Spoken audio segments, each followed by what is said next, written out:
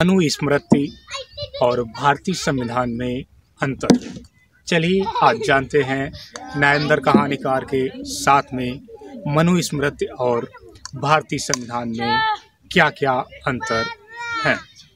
मनुस्मृति जिसने लोगों को जातियों में विभाजित कर लोगों को काम के आधार पर जातियों में बांट दिया। वहीं पे भारत का संविधान सभी को एक समानता का अधिकार देता। वहीं पे भारत का संविधान एक समानता का अधिकार देता। मनुस्मृति में सबसे ऊंचा दर्जा ब्राह्मण जाति को दिया गया।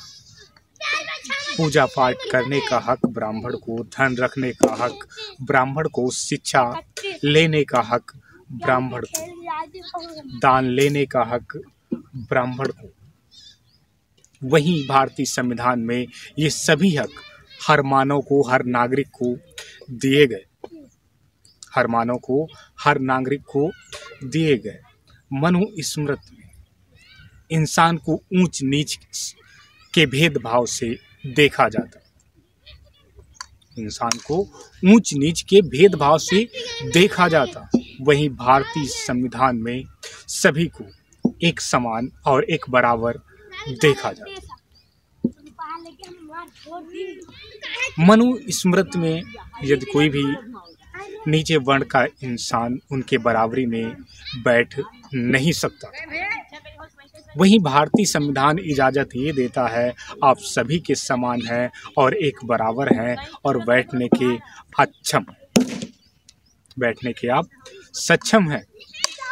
मनुस्मृति पानी पीने का नीचे वर्ण को अधिकार नहीं देता था, जहां ऊंचे वर्ण के जाति के लोग पानी पीते थे, यानी ब्राह्मण पीते थे। वहीं पे भारतीय संविधान सभी को बराबरी का इजाज़त और हक और अधिकार देता। हक अधिकार वहीं पे बराबरी का देता। मनुस्मृति जो लोगों को चार वर्णों में बांट करके और जातियों में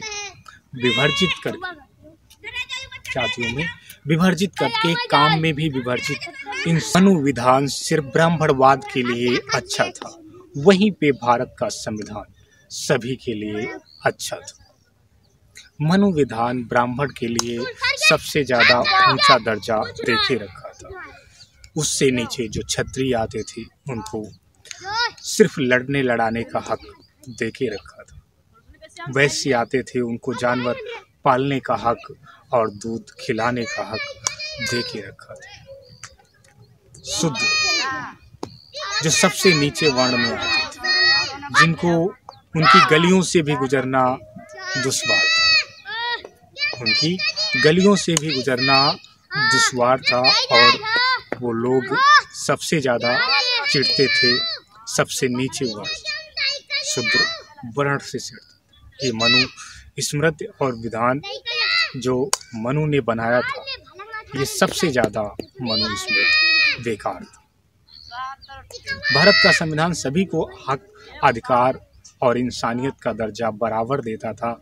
वहीं मनु का विधान इंसानियत को बराबर का दर्जा नहीं देता था। सभी को ऊंच नीच भेदभाव के तर्क से सभी को वो देखता था।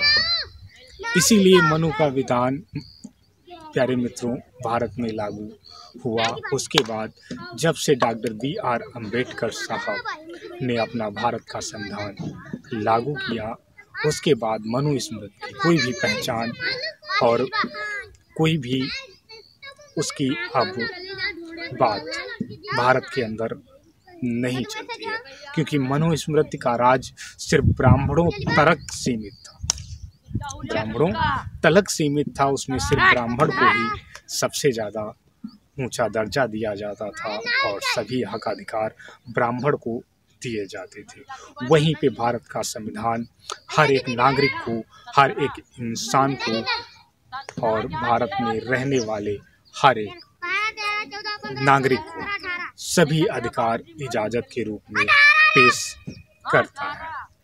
तो क्या आप भी भारतीय संविधान को मानते हैं या मनुस्मृति की तरफ आप जाते हैं या भारतीय संविधान को आप मानते हैं? दोनों में कौन अच्छा है, ये कमेंट करके आप बताएंगे नागेंद्र कहानीकार को।